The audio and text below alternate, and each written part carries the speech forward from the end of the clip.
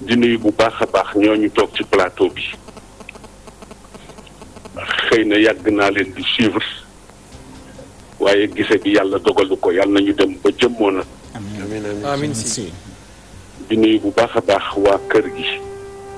di ñaanal suñu mag bi fi jóge ñaari at a ngi nii muy Sidi Lamine Niass yal na yàlla seral yaxam. amiin xare ko aljanna ci barke Yonent bi. teg ci njabootam loxo Cheikh Tidiane doomam bi nga xam ni moo ko wuutu ci kër gi yéene bu ci bàyyam amoon yal na ko weesu. amiin te bokk kook mbokk yu baax yi mu ko bokkal yépp di nuyu bu baax a baax sama soppe muy kilifa mu xamante nañu gisante nañu bu yàggul. dëgg la si. di nuyu yi tamit le professeur Cheikh Oumar la tudd yaakaar naa suma juumul. may faral di déglu lool ay intervention ci plateau yu bare bare di ko rafetlu lool di nuyu bokk yi ci des yépp nag di nuyu sénégalais yi ngi ñuy seetaan ak di ñu déglu ci réew mi ak ci bitim réew di am gàcce lool tey ak naqar ci lii ma gis mu xew ci réew mi te dara du ci dëgg teguñu ko fenn lu dul ci bëgg a faagaagal nit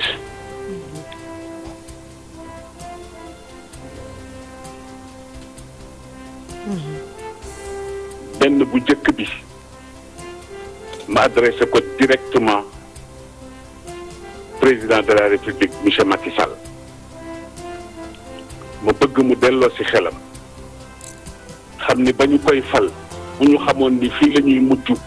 duñu ko fi teg li may wax nag ça n'engage que moi te lu ma ci góobe gar ko nëbbatuwuma laqatuwuma bu ñu xamoon ni fii lay mujjeeg réew mi duñu ko fi teg ma bëgg mu delloo ci xelam te xam ni léppay jeex te ku ko ni woon dina fi toog 2012 ak léegi mu weddi ko ndax plan bu ne tëral nañ ko ko kon su xalaatoon tuuti dina am yeneen doxalin yu mu def lu dul di tëral ay nit di leen comploter ba ñu yegg ci fii tey mës naa ko wax ni ko moom yàgg na booba jóge na ci nguur gi mu nekkoon ñu daje ci benn barab ñu présenté ma ko ma ni ko su fekkee ni yaa ngi gëm sa bopp gëm yàlla bu yàlla ne di nga toog ci réew mi di nga fi toog waaye booba ak léegi ma di ko suivre amoon yaakaar ci moom ndax ñi ko fi jiitu woon ñëpp ku ci nekk def nga fi dara ba dem waaye ay mag la ñu woon ñu jàppoon ni comme ndaw la luy door a yegg juddu après l'indépendance dina yóbbu Sénégal fu ñëpp ne est-ce que malheureusement tel n'est pas le cas président delloo sil sa xel te nga seet sa entourage yi fiy xew bare na te nguuru yàlla rek a dul jeex bis dina ñëw di nga fi génn ni ci bii wala ci nale li xew nag ñu ne ku ci wax ñu rëkk sa ndigg wala ñu jële la fi mooy 3e mandat yow yaa taxawoon ci devant le peuple sénégalais adduna yëpp di la dégg nga waat ni bii ngay jeexale ñu dem ba ci biir feebaru nguur dugg la gis nañu la xew ci suñu voisins yi duma tudd tur di tooñ bu fekkee ni loola moo la ambitionné ba tax nga jàpp ni foofu ak fii ñoo yem yaa ngi ci erreur monumentale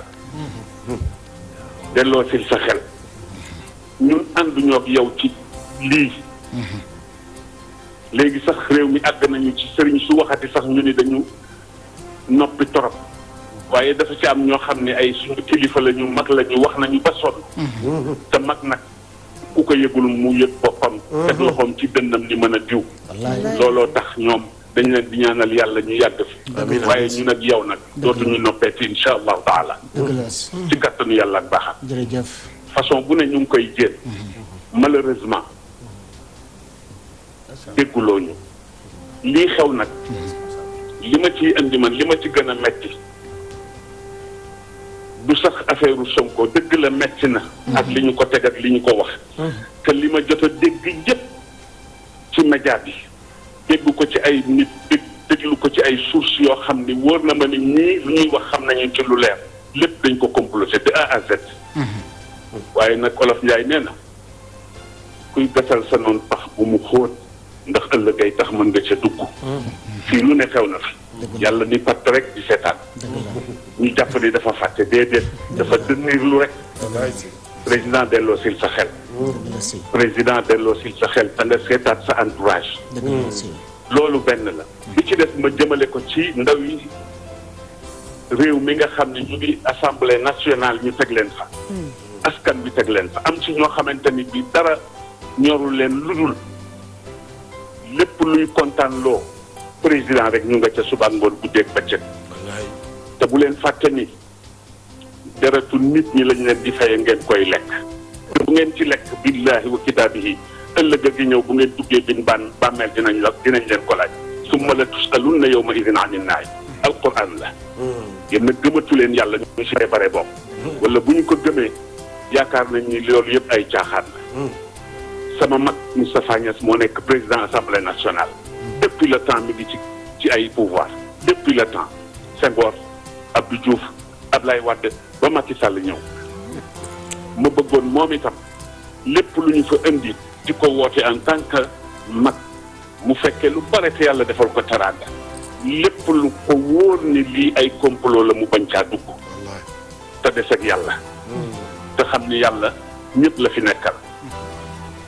beneen bi ci topp muy ñi nga xam ni ñoom la ñu wax ni ñoo yore affaire justice boo ko dee seet bu ñu waxee dëgg ak bu ñu waxul dëgg dafa mel na ñaari Sénégal a fi am. et c'est la vérité. ki nga xam ni tey jii mooy procureur sama benn wax rek laa koy fàttali mu bàyyi ci xel ak képp koo xam ni